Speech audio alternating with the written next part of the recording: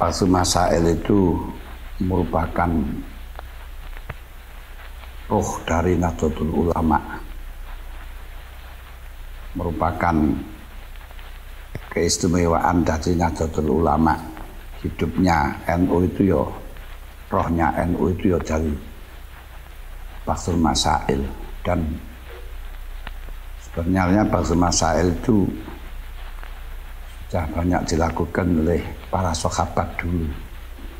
Makanya orang yang bisa Baksul Masail itu bukan orang yang cari ibarat banyak, itu enggak. Tapi bisa kitab matan satu bisa menjawab berbagai macam masalah. Itulah orang yang ahli di dalam Baksul Masail.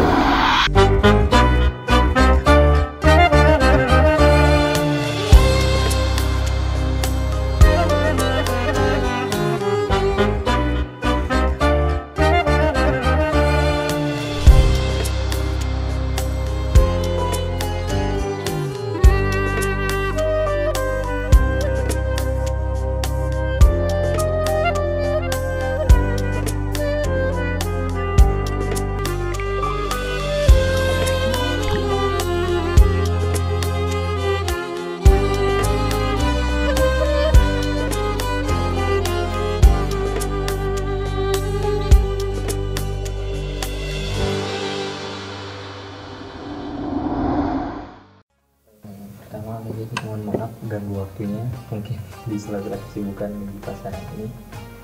Kami ini dari LIM, Lembaga Ittihadul Mujahidin,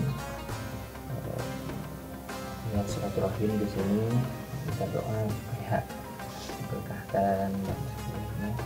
Mungkin kami di sini itu mau menanyakan seputar mengenai awal mula Baksul Masail itu seperti apa, sehingga sampai sekarang itu banyak pondok-pondok pesantren di Jawa bahkan di luar itu mengembangkan metode Baksul Masail. Mungkin sedikit diceritakan awal-awal Baksul Masail itu seperti ini. Jadi Baksul Masail itu merupakan roh dari Nahdlatul Ulama, merupakan keistimewaan dari Nahdlatul Ulama. Hidupnya NU itu ya, rohnya NU itu ya dari Baksul Masail. Dan sebenarnya Baksul Masail itu sudah banyak dilakukan oleh para sahabat dulu. Namun malah itu perkembangan Baksul Masail itu yang ada di Indonesia.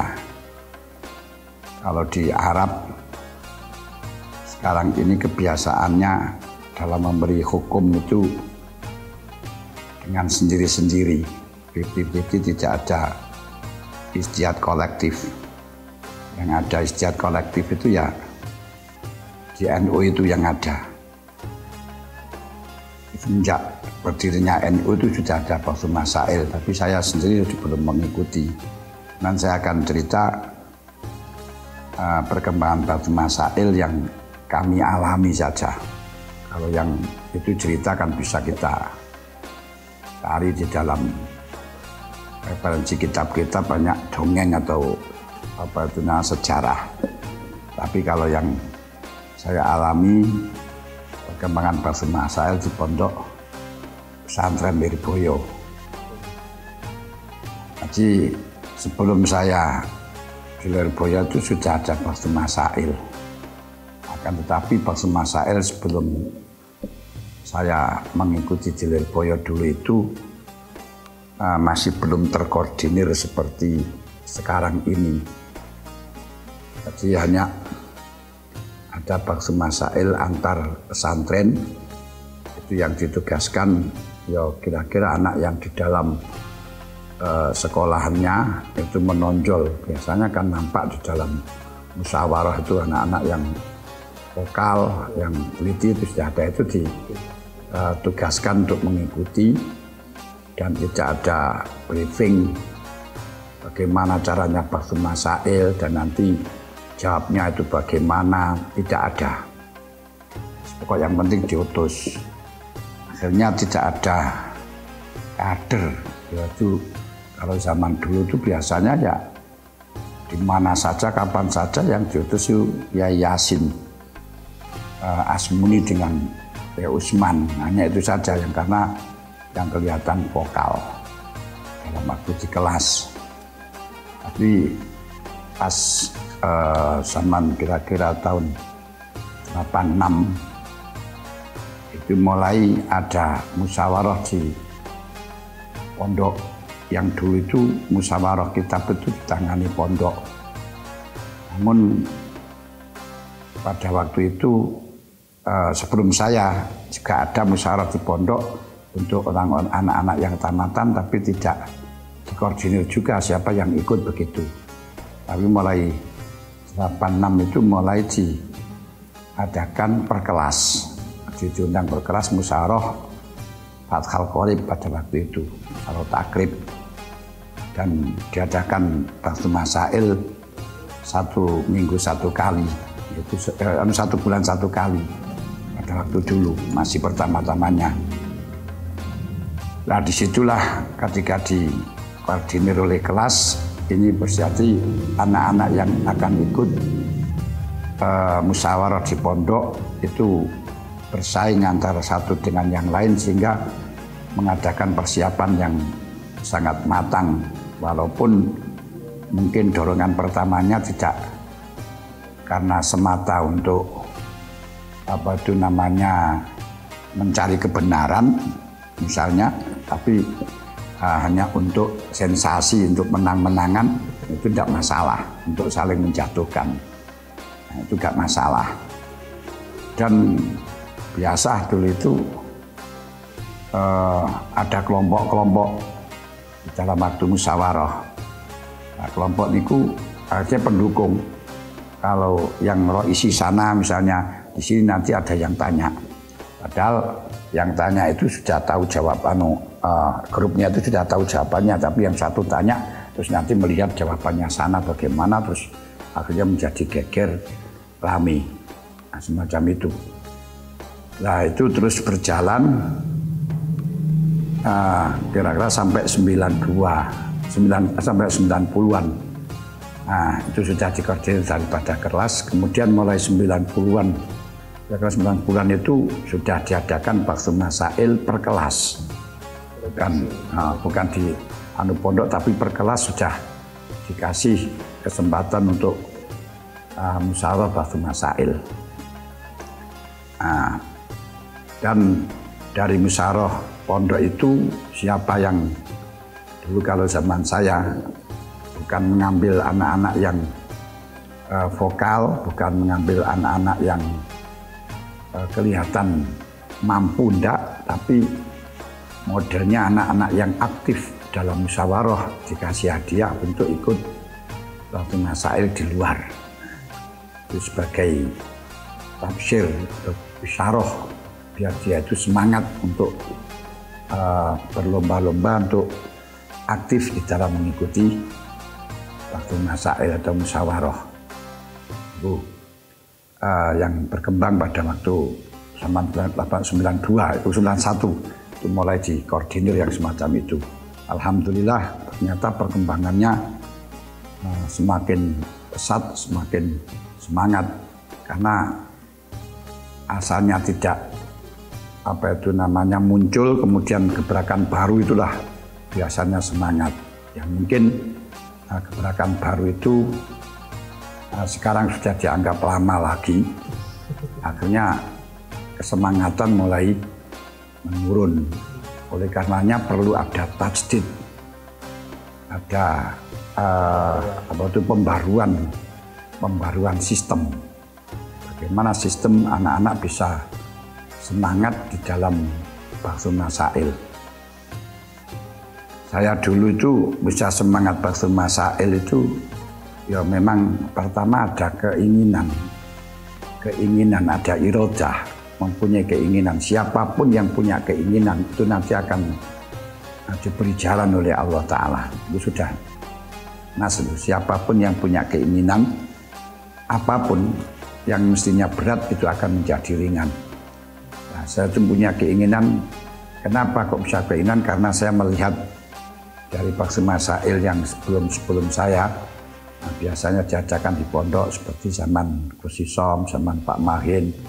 Itu saya kagum kok, membaca kitab saja terus hanya dibaca saja kita sudah bisa ngerot, sudah bisa menyalahkan. Bahkan kadang langsung itu minyak gimana apa kok langsung paham. Nah, ini saya ingin tahu. Nah, karena keinginan tahu itulah terus saya bersemangat untuk belajar. Walaupun waktu dulu itu saya waktunya memang sangat terbatas sekali di dalam belajar karena memang saya harus kerja juga dia musyawarah saja jarang-jarang, juga harus dengan sekolah dan harus mengajar karena saya kelas 1 Sanawiyah itu sudah mengajar di Pondok Putri. Tapi dengan keinginan itu setiap hari saya tidak pernah lepas untuk membaca kitab. Pasti saya baca kitab walaupun hanya 1 halaman itu harus baca kitab Fathul Qorib. Makanya kitab Fathul Qorib itu saya ulang-ulang terus dan biasa digunakan untuk menjawab sebenarnya itu tidak lepas dari Fathul Qorib itu. Karena Fathul Qorib itu kalau dipahami, dibaca 1 kali kemudian ada pemahaman, dibaca lagi ada pemahaman lagi, dibaca lagi ada pemahaman lagi, terus gitu. Nah, makanya saya setiap hari itu semangat untuk membaca, setiap hari saya baca-baca. Dan pada waktu itu saya masih belum mengikuti di pondok karena memang keterbatasan saya, tapi anak-anak yang biasa Bakti Masail di pondok itu kalau tanya masalah itu dibawa ke saya, disuruh mencari. Dan itu malah justru akan semangat saya untuk mencari bakasannya. Terus saya kira ternyata kalau seperti ini mudah, saya berani terus. Alhamdulillah itu saya mengikuti di pondok ya, sampai sekarang ini. Nah, itu perkembangan Bakti Masail dulu. Nah, ya mungkin idza dzaqal amru tasa wa idza tasa'ad dzaqo. Kalau zaman dulu perpustakaan itu sangat minim sekali, tidak ada kitab seperti sekarang, Masya Allah luar biasa. Paling besar kitab ya Majmu' terus Jamal itu saja. Nah, permasalahan apapun ya hanya dicari di kitab-kitab itu saja. Tapi dengan keterbatasan kitab itu akhirnya berusaha untuk mengembangkan adanya takbir dan jana itu dikembangkan, jawab masalah apa saja dengan itu malah justru kreatif. Nah, itu yang mungkin bisa mengakibatkan pikirannya itu pecah karena takbirnya sebatas itu, tapi harus menjawab masalah yang beraneka ragam. Nah, sekarang ini kitabnya luar biasa, bahkan sangat mudah dengan pakai elektro. Ada samilah, cukup dengan klik, tapi kenyataannya malah justru lemah. Makanya kalau sistem belajar Bakti Masail sebenarnya jangan pakai kitab samilah, harus pakai kitab yang asli. Kenapa? Karena kalau pakai kitab yang asli itu saya masih banyak hafal. Kalau ditanya takbir itu dalam kitab ini halaman ini bawah sebelah ini itu apa? Kenapa? Karena terus dibuka terus dan mengerti kalau Pak Samila kan nggak ada halamannya, nggak ada apa. Ini istilahnya ditutup yo repot. Kata kuncinya kadang-kadang sudah lupa. Nah, itu yang menjadi kekurangan zaman sekarang. Tapi yo mestinya anak-anak itu juga kalau di dalam waktu belajar ya jangan pakai samilah, jangan pakai kitab itu saja. Nanti samilah itu digunakan dalam keadaan urgent yang mendesak, yaitu ketika ada jawaban-jawaban yang mestinya harus diselesaikan dengan segera, tapi bukan dalam belajar. Nah, kemudian di dalam pengembangan Bakti Masail, maaf sebenarnya zaman dulu tidak ada doktrin, tidak ada tata cara, tidak ada bagaimana, pokok yang penting berangkat begitu saja. Tapi dengan itu pengalaman akan muncul sendiri. yaitu biasanya kita menulis ibarat-ibarat yang sifatnya itu kaidah, yang sifatnya itu global. Arti kita tulis dan nanti tiap bab masail kita bawa, insya Allah semuanya ya ada di semacam itu. Kaidah itu sama saja antara satu dengan yang lain, yang penting bisa mengembangkan.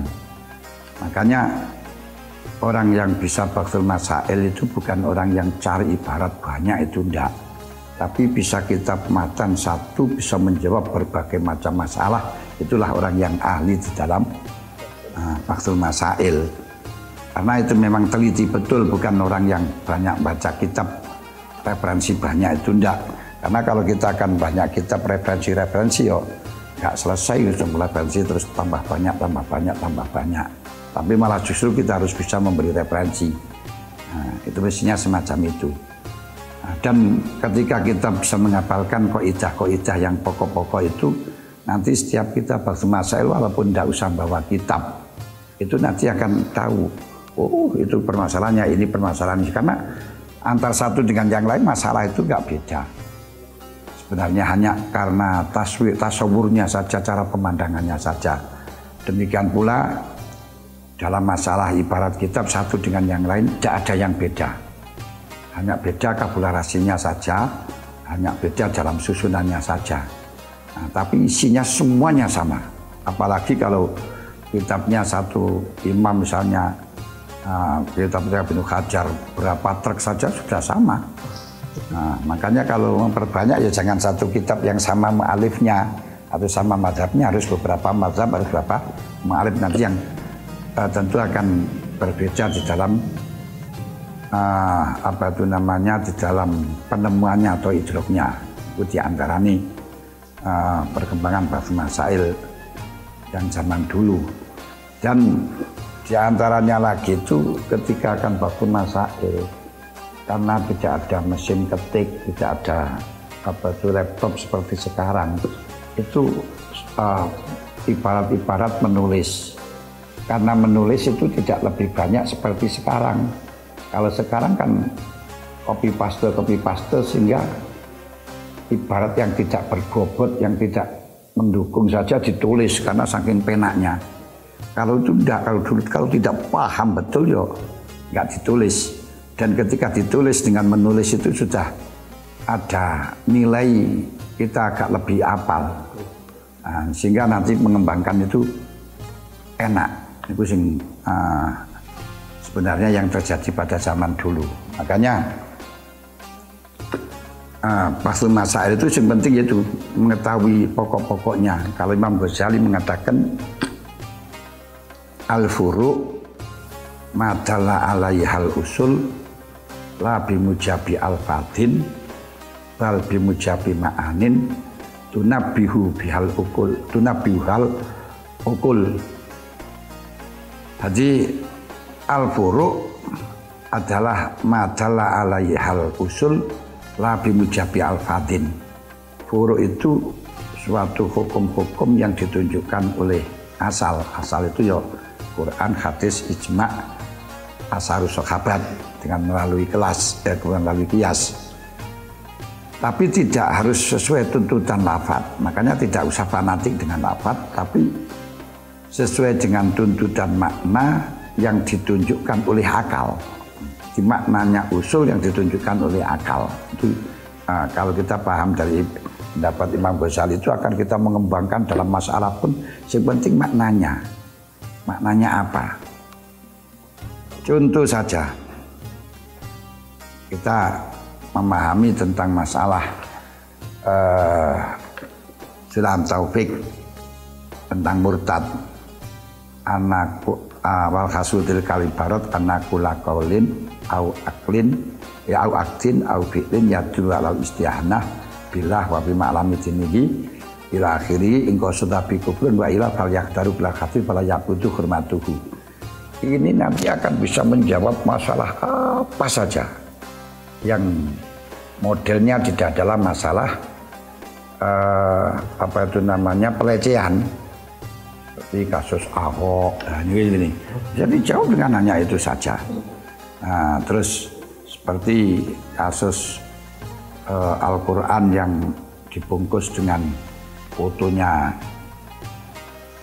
calon bupati, calon gubernur, itu bagaimana? Ya itu semuanya dikembalikan kepada itu. Nah, kemudian pelecehan-pelecehan yang semuanya itu hanya itu saja. Paling kudo akan bisa mengembangkan keseluruhan. Itu modelnya semacam itu. Jadi tidak semuanya ada ibaratnya, itu enggak. Terus termasuk kita hafal kaidah misalnya kullu madoro sorihuhu kuriha ismaruhu. Segala sesuatu yang ketika sampaikan dengan terang-terangan haram, maka kalau disimpan itu hukumnya makruh. Ini nanti akan kita kembangkan, misalnya dalam zakat, tujuannya biar saya kasih zakat biar kamu bayar hutang pada saya. Ini tapi saya menyimpan saja, ya makruh. Tapi diomongno nggak sah. Bank yang semestinya itu namanya bunga itu tidak boleh, tapi tidak disebutkan dalam akad, tapi mengharapkan itu makruh. Nah, itu caranya suatu masalah semacam itu. Insya Allah kalau dengan punya cara-cara semacam itu nggak bisa dipelajari. Nggak bisa dipelajari artinya apa?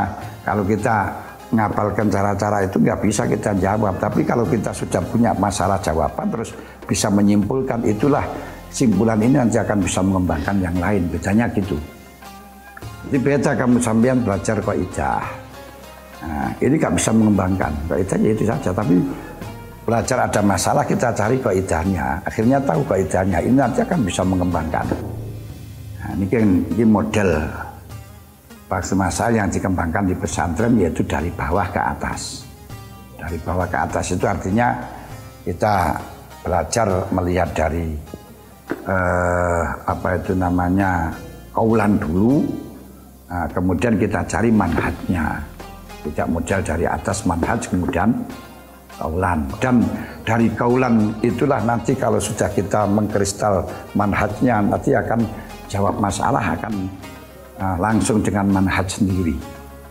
Itu cara nanti nggak belajar kaidahnya di situ enggak, tapi belajar masalah dicarikan dalam kaidahnya, itu modelnya gitu.